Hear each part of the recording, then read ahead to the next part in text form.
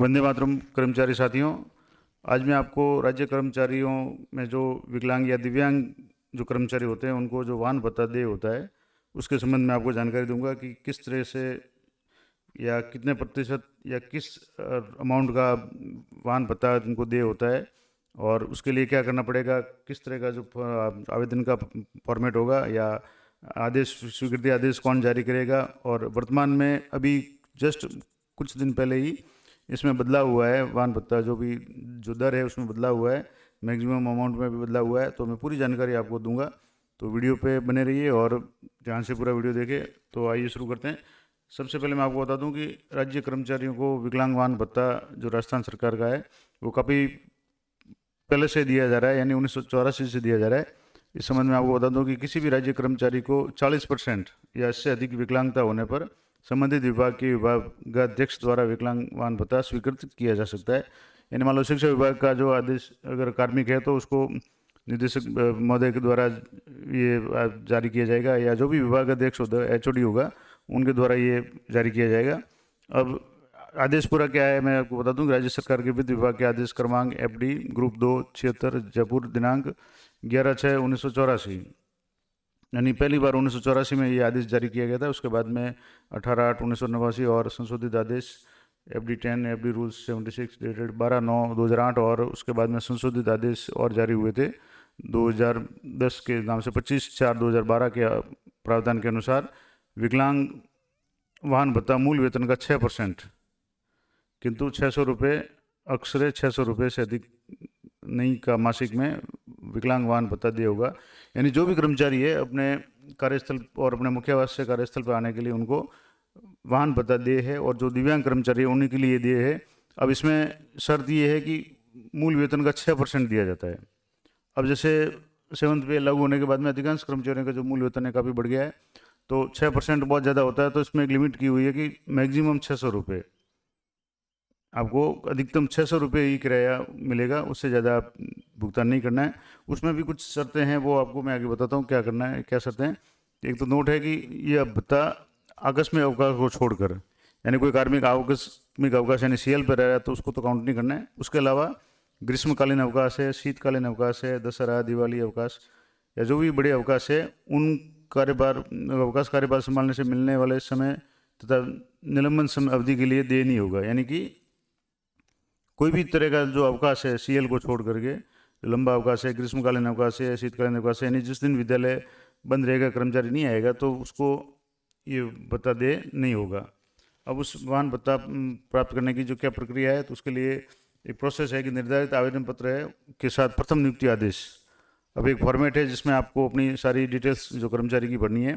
उसके बाद में उसके साथ में जो अटैच करना है, एक तो प्रथम नियुक्ति आदेश है और प्रथम कार्यग्रहण आदेश। यानी कि एक तो जो नियुक्ति आदेश जिस नियुक्ता द्वारा, जिला परिषद द्वारा या DD द्वारा या डायरेक्टर महोदय द्वारा, जिसके द्वारा भी जो नियुक्ति आदेश जारी किया गया वो, उसके बाद में संबंधित संस्था में कार्यग्रहण करने का जो आदेश है वो, इसके अलावा स्थायीकरण आदेश। अब इसी से एक बात क्लियर हो जाती है कि ये प्रोफेशनल्स के लिए नहीं है, क्योंकि स्थायीकरण आदेश इसमें संलग्न करना अनिवार्य है। उसके अलावा वर्तमान संस्था में कार्यग्रहण आदेश ये हो गया, और उसके बाद में कार्यग्रहण रिपोर्ट और विकलांगता प्रमाण पत्र, 40% से अधिक विकलांगता का प्रमाण पत्र, ये सारे आपको संलग्न करने हैं। और ये उपरोक्त दस्तावेजों को 3 प्रतियों में तैयार करके उचित माध्यम से, अब जैसे सबसे पहले आपको जो डॉक्यूमेंट है वो अपने DDO को देने पड़ेंगे। DDO के द्वारा CBO और CBO के द्वारा निदेशालय भिजवाए जाएंगे, और निदेशालय से डायरेक्टर महोदय द्वारा जो भी आदेश जारी किया जाएगा उसी के आधार पर आपको जो भी दिव्यांग कर्मचारी है उनको वाहन भत्ता देना है। अब मान लो जैसे एक मैं उदाहरण के रूप में बता रहा हूँ कि मान लो किसी कार्मिक का मूल वेतन 40,000 रुपये है, तो उसका 6% के हिसाब से अगर देखें तो 40% का 40,000 का 6% 2,400 रुपये बनेगा, लेकिन इतना नहीं मिलेगा, अधिकतम 600 रुपये मिलेगा।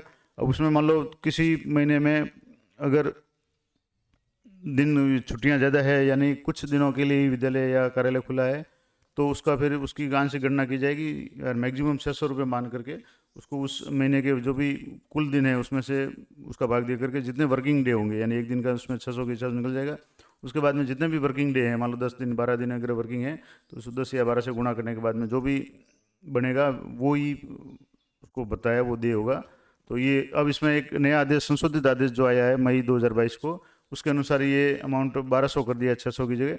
अब ये आदेश क्या है मैं आपको आदेश भी बता दूंगा, और इसके अलावा जो निर्धारित जो प्रारूप है, कौन कौन से फॉर्मेट जो काम में आएंगे, वो भी मैं आपको बता देता हूँ कि ये फॉर्मेट आपको अप्लाई के लिए होगा, निदेशक महोदय द्वारा कैसा आदेश जारी किया जाएगा वो भी मैं आपको बता दूंगा।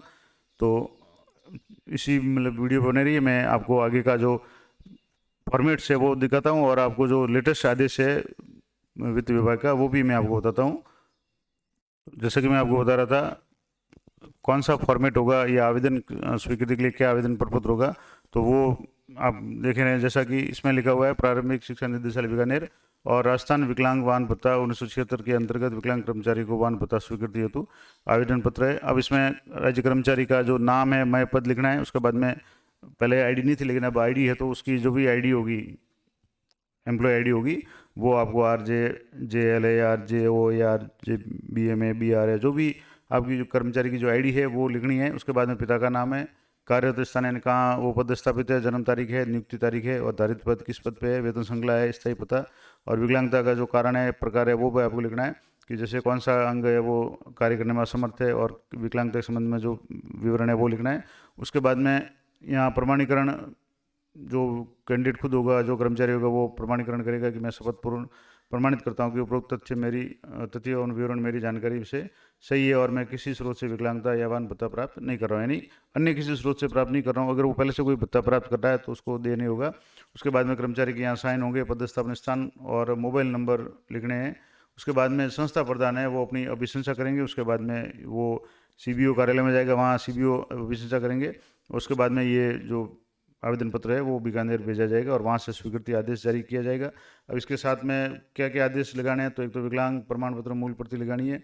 उसके अलावा जिला शिक्षा अधिकारी का जो नियुक्ति आदेश है, यानी जो भी नियुक्ति आदेश जिस भी अधिकारी का है वो लगाना है, और कार्यग्रहण की जो कॉपी है वो लगानी है, और विद्यालय में कार्यग्रहण का आदेश है वो लगाना है। तो ये सब तो थी आवेदन पत्र के संबंध में जानकारी कि किस तरह का आवेदन का फॉर्मेट होगा। ये आपको आप कहीं भी मिल जाएगा, और मैं कोशिश करूंगा अगर डिस्क्रिप्शन में दे सका तो मैं वहाँ भी आपको दे दूंगा। दूसरा है कि स्वीकृति आदेश कैसा होगा, तो जैसे मैं एक उदाहरण के रूप में आपको बता रहा हूँ कि ये माध्यमिक कार्यालय निदेशक माध्यमिक शिक्षा बीकानेर द्वारा एक आदेश जारी किया गया था।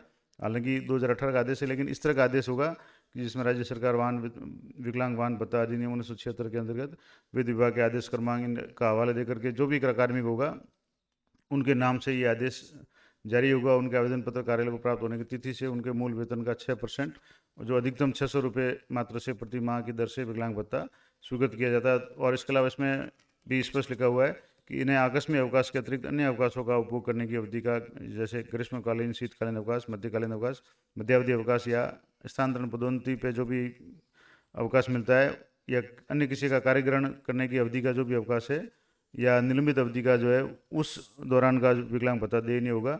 यानी सिर्फ CL को छोड़ करके अगर कोई व्यक्ति कार्यस्थल पे नहीं है तो उनको उस समय का जो भी विकलांग भत्ता दे नहीं होगा। ये निदेशक महोदय का आदेश है, और ये मैंने बता दिया कि किस तरह का आदेश है वो आपको वहाँ से प्राप्त होगा। अब मैं आपको बता रहा था कि जो नवीनतम आदेश क्या है, तो मैं आपको जैसे ये वित्त विभाग राजस्थान सरकार की जो साइट है वहाँ पे ले जा रहा हूँ, और यहाँ आप जो ऑर्डर, लेटेस्ट ऑर्डर और नोटिफिकेशन का जो इसमें पेज है उसमें आप देखेंगे तो यहाँ आपको दिखेगा कि अभी लेटेस्ट 30 मई को आदेश निकला था। जैसे ये आदेश है 30 मई को, ये grant of convenience allowance to blind, deaf, dumb and orthopedically handicap government servants, यानी कि जो ग्रांट ऑफ कन्वीनियंस अलाउंस यानी जो यात्रा पता है वो किसको, ब्लाइंड को यानी अंधे व्यक्तियों को या कार्मिकों को, डीफ यानी जो बहरे हैं, और डम्ब यानी जो गूंगे और बहरे, और ऑर्थोपेडिकली हैंडीकेप यानी जो भी अस्थि रोग से संबंधित पीड़ित है या हैंडीकैप है, विकलांग या दिव्यांग है, उन सभी के लिए आदेश है। अब इसको जैसे क्लिक करेंगे तो ये आदेश आपको प्राप्त हो जाएगा। अब ये आदेश क्या है मैं आपको एक बार पढ़ के बता देता हूँ, थोड़ा जूम कर देता हूँ। अभी ये आदेश है government of Rajasthan finance department, और ये FD रूल्स 2010 और 30 मई 2022 को ये आदेश जयपुर से निकला है कि grant of convenience allowance to blind, deaf, dumb and orthopedically handicap government servants, the governor is please to order that, यानी राज्यपाल महोदय द्वारा ये आदेश जारी किया जाता है। द फाइनेंस डिपार्टमेंट जो आदेश 13/3/1984 का जैसे मैंने शुरुआत में बताया था, उस आदेश की अनुपालना में ही, और उसके बाद में जितने भी संशोधित आदेश हुए latest 17/8/2016, the existing word and figure at the 6% of their basic पे नॉट एक्सीडिंग RS 600 रुपये। यानी पहले ये था कि मूल वेतन का 6%, लेकिन 600 रुपये से अधिक नहीं होना चाहिए। शैल बी सब्सटीट्यूटेड बाई, यानी अब इसको चेंज कर दिया गया है, by the word and figure at the 6% of their basic पे नॉट एक्सीडिंग 1200, यानी 1200 रुपये। यानी जो 600 रुपये की मैक्सिमम लिमिट थी उसको 1200 रुपये बढ़ा दिया है। यानी कि अब इसमें से जो भी अधिकतम होगा वो आपको मिलेगा। अगर मान लो किसी कार्मिक का मूल वेतन बहुत कम है तो उसका 6% है, वो अगर 1200 से ज़्यादा है तो वो मिल जाएगा, और अगर मान लो 1200 से कम है तो वो मिल जाएगा। और जैसे मैक्सिमम आपको 1200 मिलेंगे, और अब जैसे ज़्यादातर कर्मचारी 7th पे में उनका मूल वेतन काफ़ी ज़्यादा है, उसका 6% निकालेंगे तो 2-3 हज़ार रुपये से अधिक ही होता है। तो मैक्सिमम जो पहले 600 रुपये की जो लिमिट थी अब वो 1200 रुपये कर दी है। नहीं, अधिकतम किसी कार्मिक को 1200 रुपये वाहन भत्ता दिए होगा। और इसमें लिखा हुआ है this order shall be come in force with effect from 1 अप्रैल 2022, यानी 1 अप्रैल 2022 से ये लागू है। यानी कि 1 अप्रैल से, यानी अप्रैल माह के जो भी वेतन है उससे, या अप्रैल माह से इनको जो भी 1 तारीख से ये 1200 रुपये के हिसाब से, अधिकतम 1200 रुपये के हिसाब से ये वाहन भत्ता दिया होगा। तो ये लेटेस्ट आदेश था। तो आशा करता हूँ ये जानकारी आपके लिए उपयोगी रहेगी। और कई कार्यालयों में दिव्यांग कर्मचारी कार्यरत है, कई लोगों को इसके बारे में जानकारी नहीं है, या अगर जानकारी है तो अच्छी बात है, और नहीं है तो आपको मैं ये लेटेस्ट जानकारी दे रहा हूँ। क्योंकि 600 रुपये तक अधिकांश जो भी कर्मचारी थे, और ख़ास करके जो DDO महोदय हैं जिनको वेतन वगैरह बढ़ाना है, उनके लिए ये जानकारी बहुत ज़रूरी है कि पहले 6% का तो अब भी आदेश है, लेकिन मैक्सिमम 600 रुपये का आदेश था, अब उसकी जगह 1200 रुपये कर दिया है। ये अपडेट है। और आप वित्त विभाग के जो ऑर्डर वाले जो सेक्शन है उस पर आप ये 30 मई का आदेश है वो डाउनलोड करके देख सकते हैं। तो ये तो थी पूरी जानकारी। आशा करता हूँ आपके लिए उपयोगी रहेगी। मिलते हैं इसी तरह के लेटेस्ट अपडेट वाले और इन्फॉर्मेटिव वीडियो में। तब तक जय हिंद, जय भारत।